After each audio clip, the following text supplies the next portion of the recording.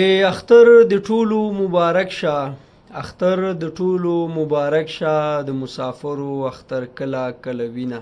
درنو دوستانو، ټولو ته د لوی اختر ډیر ډیر مبارک وي. د دنیا په هر کونج کې چې یاستئ، له الله تعالی نم دا هیله او ارزو ده چې په خیر او خوشحالۍ سره دغه شپې ورځې له خپل فامیل سره، دوستانو سره ولمانځئ. او هغه ورونه چې هغه په پاکستان کې دي، افغانستان کې دي، هغوی ته الله پاک وسه ورکړې ده، قرباني کړې ده. نو هیله مو ترې دا ده چې په دغه سختو ورځو کې هغه مظلوم او بیچاره خلک مه هېروئ، کوم چې ستاسو د قربانۍ په تمه دي. او یقین وکړئ، دا درک کړئ، دا ډېر سخت درد لري. د یو چا هیلې، امیدونه، د ماشومانو هیلې، دا مه ماتوئ. او په دغه ورځ باندې څنګه چې الله پاک له 70 میندو څخه زیات مهربانه دی، تاسو هم هغه خپله مهرباني وښیئ دې خلکو ته، او الله پاک به په تاسو باندې مهربانه شي. زه ډېر زیات پې دردېږم په خپلو هیوادوالو باندې، په خپلو د هیوادوالو په بچیانو باندې چې داسې خوارې وینم، داسې پریشانه وینم، مجبوره وینم، بېوسې وینم. او زه پوره یقیني یم چې هر افغان دا احساس لري، هر افغان دا درک کوي. نن زه سهار تللی وم ځینو دوستانو خواته، ترنول خواته، نو د باندې راووتم، موږ هم کالي نه دي کړي، بس دې مشکلاتو منډو تړلو کې وخت برابر نه شو، رخت ورا سره هو، ټیم برابر نه شو. بس موږ هم ویلې زه خیر یاره چې روغ صحت دا کالی دي. لیکن د باندې چې راووتم، یو ګلالی غوندې ماشوم و، یو کوتره یې ملاس کې ور روان و، پاټلۍ باندې یوه چپړې وه، یوه نه وه، کالي زاړه کالي یې اچولي وو. نو ډېر داسې ودردېدم. ما ویل چې دا زموږ د غربت نښه ده، دا زموږ اختر دی.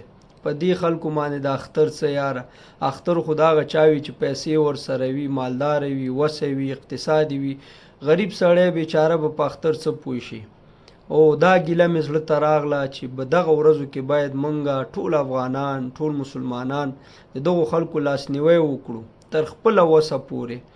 الله تعالی ورکوونکی دی، الله تعالی اخیستونکی دی، هغه سره په خزانو کې هېڅ کمی نشته دی. څوک به فکر هم ونه کړي له کومې خوا راغلي، له کومې خوا لاړې. ولې د انسان یو امتحان دی، یو ازمیښت دی چې نن دغه احمد محمود سره سرمایه ده، دولت دی ورسره، نن یې قرباني کړي، نن یې غویی حلال کړی دی. ودرېږه چې په خپل چم کې مالت کې دی د غریبانو پوښتنه کوي که نه. نو زما غوښتنه دا ده، دا هیله کوم تاسو ټولو څخه چې یخچالونه مه ډکوئ، تنابونه مه ډکوئ، د غریب کور ته غوښه ولېږئ.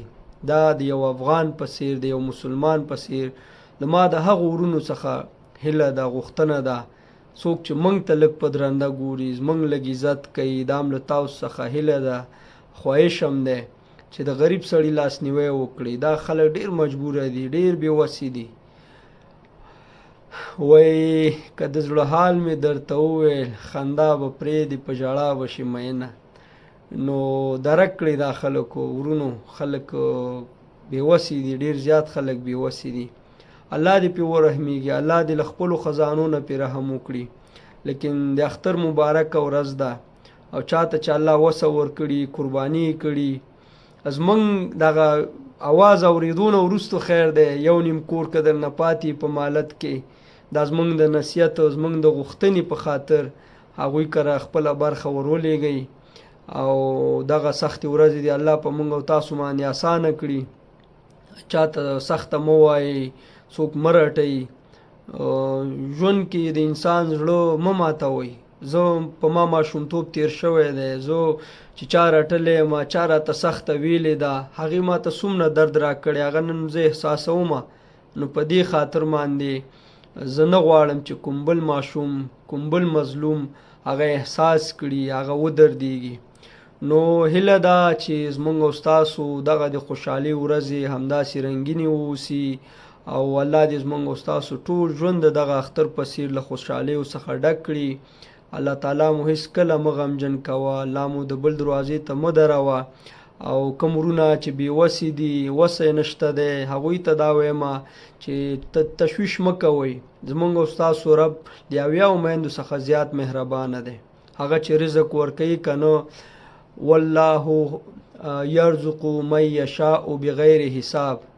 الله تعالی چې کله رزق چاته ورکوي کنه من یشاء بغیر حساب، بیا یې بې حساب ورکوي، دې ته نه ګوري چې څونه شوله، حساب یې کومي حساب او امتحان د هغو خلکو لپاره دی چې وس لري او دا د اختر دا مبارکه د خوشحالۍ ورځ ده او زه پرې دردېږم.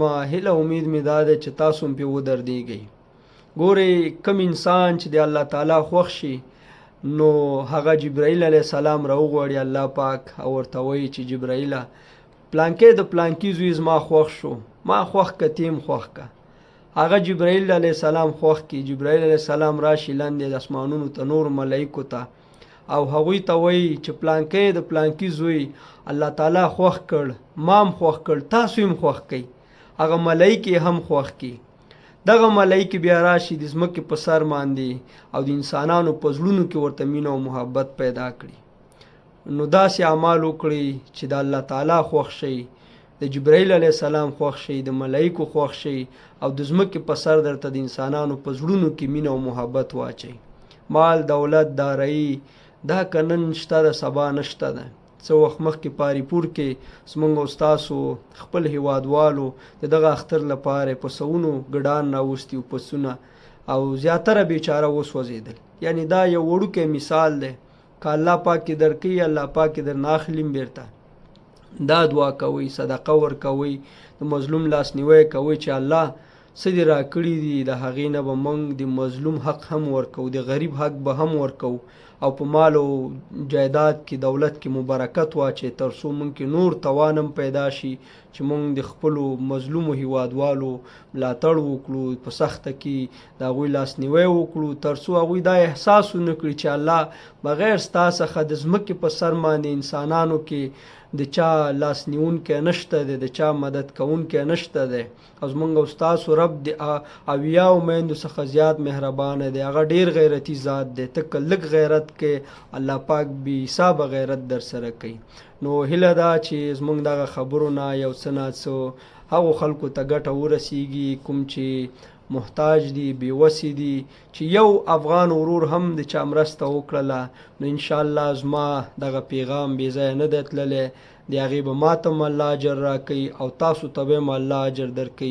او زه به دا فخر او افتخار کوم چې زموږ داسې ورونه شته دي چې د خپلو هیوادوالو لپاره حاضر دي او په دغه د خوشحالۍ په ورځ کې دوی دغه د هغوی په خوشحالۍ کې نور هم زیاتوالی راوسته.